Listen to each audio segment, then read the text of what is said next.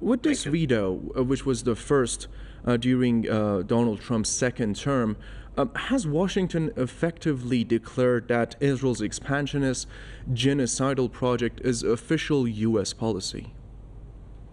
Of course. I mean, I don't think it needed any introduction.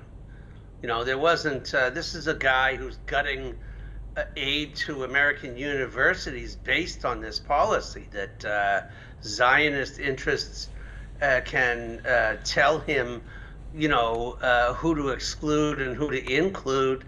It's a disgusting mix, and it's very, very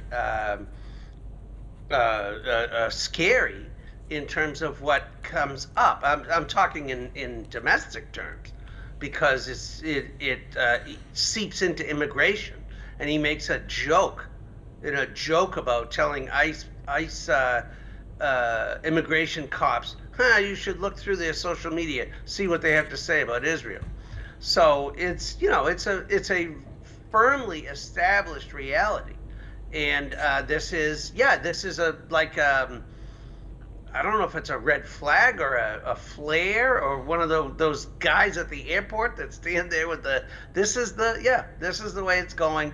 This is the way the U.S. As embodied by that person is going to act. You talked about the implications that are going to happen inside U.S. borders. Please tell us about that. Also, what do you think are the long-term implications of the U.S. prioritizing Israeli interests over global stability and regional peace in West Asia? Donald Trump was supposed to be different, as we discussed it a bit earlier. How's this going to affect his foreign policy moving forward? Sure, that's an interesting two-pronged thing. It's a little thorny. The domestic one is related because it is meant as an arm of repressing dissent. That's the whole point of, and it doesn't matter. You know, this is about Palestine, but what it means is criminalizing dissent, criminalizing opposition to government policy, and that has very chilling effects on the population at large. The problem with Americans domestically is that we don't see it unless we have a son, a mother, father, brother, wife who is under the gun and looking over their shoulder for immigration police. You see it as, oh yeah, he's just looking for criminals, and that part of his policy is gaining in popularity for some bizarre American reason. On the foreign front, the problem is that Americans don't see that.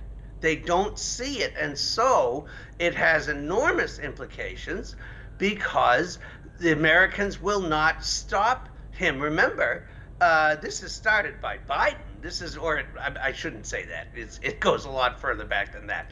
But the genocide itself was vaunted and glorified by the last administration, which was a Democrat administration, and you had hardcore activists coming out of the Democrat convention with their hands over their ears, not wanting to listen to lists of names of Gazan children who had died the night before, for example. That's just one example.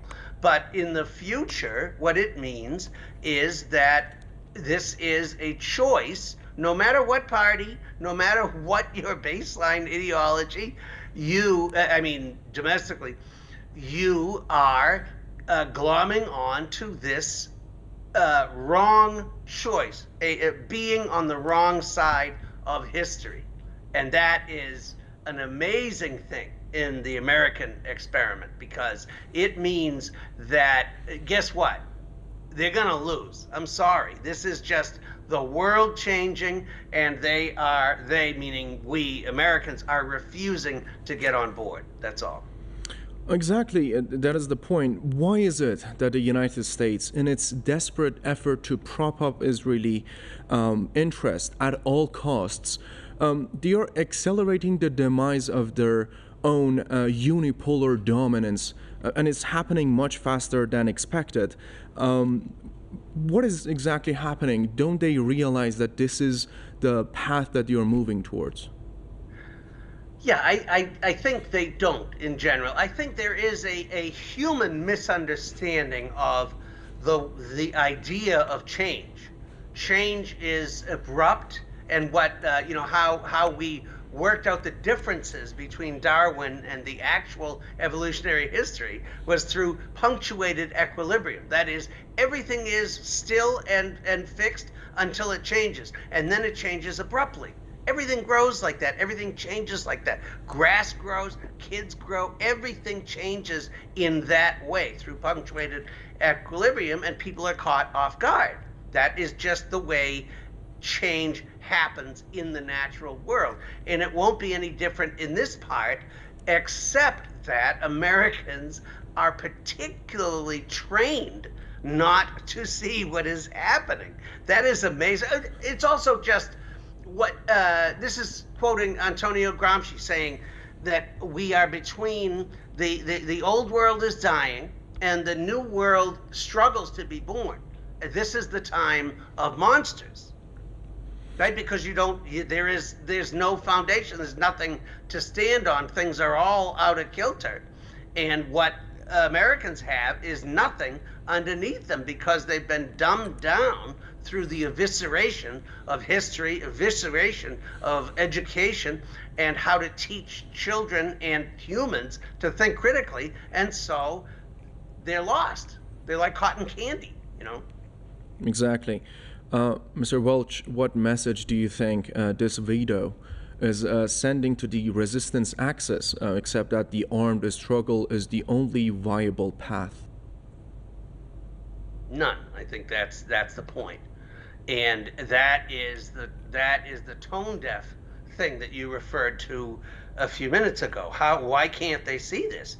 That's why people in the rest of the world, what I call outside NATO stand, they see it. Inside NATO stand, inside that bubble, they don't see it. And it doesn't mean that it's any less real or it's any less true. It's all going to happen. And it's going to happen of its own momentum and volition, but they will be caught off guard. This is exactly parallel to what just happened in Ukraine. You have obviously the West is involved in this barbaric terrorist attack and this breaking of treaties and doing this drone thing, and then they sit back and wait for the response. Oh, and they'll be scared and crazy, like, oh my God, what are they gonna do? Well, they're gonna fight back. That's the resistance. That's the model. And that's obviously the human model. That's what people do. If you smack someone 7 times, he's going to get up and he's going to keep fighting. I don't know, unless you believe in some idea of total domination, which is not human or Absolutely. not evil, you know.